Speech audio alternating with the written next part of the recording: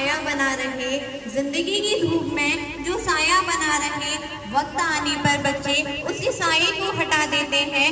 वक्त आने पर बच्चे उसी साये को हटा देते हैं। खिलौने देकर जो बच्चों की हर जिद पूरी करते थे, खिलौने देकर जो बच्चों की हर जिद पूरी करते थे, बुढ़ापा आने पर बच्चे उन्हें कमरे में सुला देते हैं। बुढ़ापा आने पर बच्चे उन्हें कमरे में सुला देते हैं। आदरणीय प्रधानाचार्य जी, शिक्षकगण और समस्त श्रोतागणों को मेरा नमस्कार। मैं जेपीजीडी इंटर कॉलेज की छात्रा अंशिका दीक्षित एक गंभीर विषय पर बात करने आई हूँ। आज का विषय है वृद्धाश्रम। जी हाँ, वृद्धाश्रम सिर्फ एक इमारत नहीं है, बल्कि वो उन बिखरे हुए दिलों और उन आंसुओं का समंदर है जिन्हें उनके ही बच्चों ने ठुकराया है। ये बेहद दुख की बात है कि जिस देश में श्रवण कुमार जैसे बेटे का उदाहरण दिया जाता है, वहाँ आज वृद्धाश्रमों की संख्या बढ़ती जा रही है।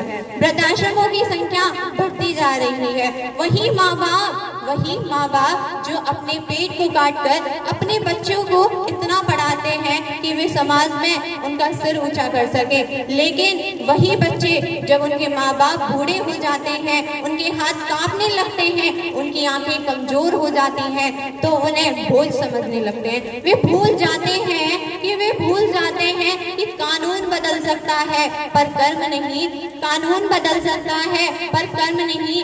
आज वैसा व्यवहार वो अपने बच्चों के साथ करेंगे, कल को उनके भी तो बच्चे उनके साथ ही ऐसा करेंगे। एक माँ जो 4 बच्चों को एक छोटे से कमरे में पाल सकती है, एक माँ जो 4 बच्चों को एक छोटे से कमरे में पाल सकती है, लेकिन वो 4 बच्चे उस एक माँ को एक कमरे में जगह नहीं दे सकते। लेकिन वो 4 बच्चे एक माँ को एक छोटे से कमरे में जगह नहीं दे सकते।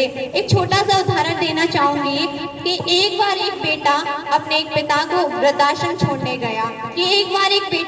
अपने पिता को वृद्धाश्रम छोड़ने गया। उसने मैनेजर से बातें की और जब वो घर लौटने लगा तो उसने देखा कि उसके पिता मैनेजर से बड़े हंस के बातें कर रहे हैं। उसे उसके व्यवहार में बड़ी अजीबी लगी। उन्होंने मैनेजर से पूछा, क्या आप मेरे पिताजी को जानते हो? मैनेजर ने बड़े हंस के जवाब दिया, मैं तो आपके पिताजी को 25 सालों से जानता हूँ। यही 25 साल पहले वो इस दिन इस वृद्धाश्रम में आए थे। उन्होंने एक अनाथ बच्चे को गोद लिया था और वो अनाथ और कोई नहीं बल्कि आप हैं। बेटे के आंख में आंसू आने लगे, वो रोने लगा कि इस पिता ने मुझे अपनाया। तो इस उदाहरण से आप लोग सोचिए कि उस पिता ने अपना सब कुछ दान देकर उस बेटे को अपनाया, उसे गोद लिया और उस बेटे ने बड़े होकर उस